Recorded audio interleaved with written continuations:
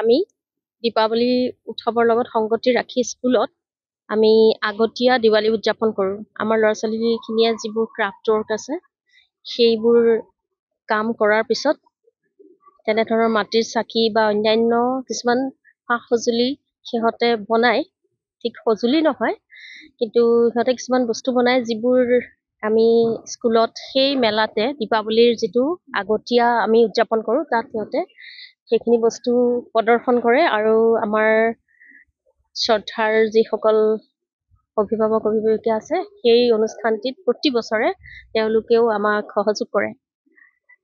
কিন্তু এইবাৰ যিহেতু মহানায়কৰ মহাপ্ৰস্থান, অসমৰ মহানায়ক, শ্ৰদ্ধাৰ শিল্পী বুলি ক'লেও এটা কথাতে শেষ নহয়, তেওঁ এজন অতি মানৱ। তেনে এক ব্যক্তিত্বৰ যেতিয়া মহাপ্ৰস্থান ঘটিল, চাৰিওফালে অসমত এক শোকৰ পৰিৱেশ বিৰাজ কৰিছে।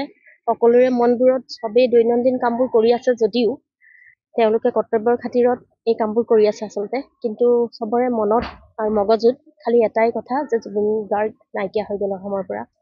এটা কণ্ঠ, যি কণ্ঠই খালি অসমৰ কাৰণে মাত মাতে, অসমৰ প্ৰতিজন মানুহৰ হৃদয়ত এনেধৰণে বাস কৰি আছিল, ভাবিলেও আচৰিত লাগে যে সকলো বয়সৰ ল'ৰা ছোৱালীৰ পৰা আদি কৰি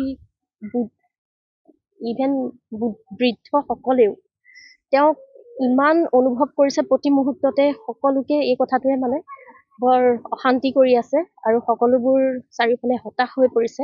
তেনেস্থলত আমি এই যিটো আমি দীপাৱলীৰ আগতীয়া অনুষ্ঠান স্কুলত কৰিছিলোঁ, এইবাৰ কেৱল তেখেতক শ্ৰদ্ধাঞ্জলি অৰ্পণ কৰাৰ হেতুকেহে আমি সেই অনুষ্ঠান আচলতে ইয়াতে কৰিছোঁ আৰু লগতে দীপাৱলীৰ খালি আমি বন্তিসমূহে প্ৰজ্বলন কৰিছোঁ। বাকী যিটো আমাৰ সাংস্কৃতিক অনুষ্ঠান প্ৰতি বছৰে ইয়াৰ লগত সংগতি ৰাখি কৰোঁ, তাত কেৱল জুবিন গাৰ্গৰ গীত মাত, তেখেতৰ গীতত নৃত্য প্ৰদৰ্শন আৰু ল'ৰা ছোৱালীখিনিয়ে সমবেত সংগীতৰ লগতে যিখিনি মানে একক চলো চং সেইখিনি সিহঁতে প্ৰদৰ্শন কৰিছে, গাইছে, পৰিৱেশন কৰিছে।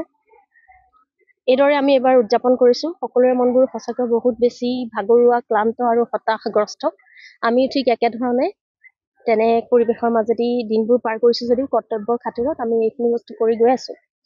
আৰু আশা কৰোঁ জুবিন গাৰ্গৰ মৃত্যুৰ লগত যিবোৰ কথা জড়িত হৈ আছে, সেই কথাবোৰ সকলোৱে সঁচাকৈ জানিব লাগে, কাৰণ তেনে ব্যক্তি, তেওঁৰ কাৰণে জাষ্টিছ ফৰ জুবিন গাৰ্গ চাৰিওফালে এতিয়া 1.5 মিলিয়ন মান চাগৈ অতিক্ৰম কৰিছে।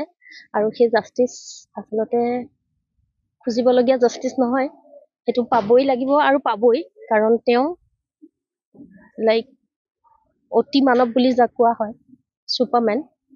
আৰু তাতোতকৈ ওপৰত তেওঁ সকলোৰে আৱেগ, আৰু সকলোৱে বহুতে বিশ্বাসো কৰে, যে আমিও বিশ্বাস কৰোঁ যে তেওঁ নিশ্চয় ভগৱানৰ ক'ৰবাত নহয় ক'ৰবাত অংশ আছিল, নহ'লে এজন মানুহ ইমান বেছি উদাৰ হ'ব নোৱাৰে।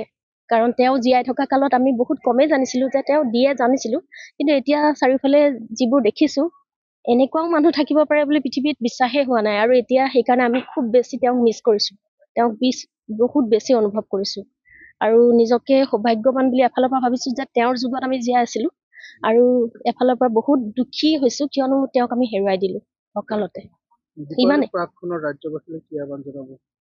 দীপাৱলীৰ প্ৰাকখনত আচলতে আহ্বান জনাবলগীয়া নহ'বই, কিয়নো সকলোৰে মনবোৰ খুবেই ডাৱৰীয়া হৈ আছে। দীপাৱলীত যে তেওঁলোকে উদযাপন কৰিব, খালি যিহেতু এইটো নিয়ম, চাকি বন্তি তেওঁলোকে নিশ্চয় চাকি বন্তিয়ে জ্বলাব, পতকা যে ফুটাব, কাৰো মনত তেনেধৰণৰ পৰিৱেশ নাই, আনন্দৰ পৰিৱেশ নাই। কাৰণ আনন্দ থাকিলেহে সেইটো সম্ভৱ যে কোনোবাই ফটকা ফুটাই আনন্দ কৰিব। গতিকে মই ভাবোঁ আহ্বান কৰিবলগীয়া একোৱেই নাই, সকলোৱে স্বতঃস্ফূৰ্তভাৱে এইখিনি বস্তু পালনেই কৰিব।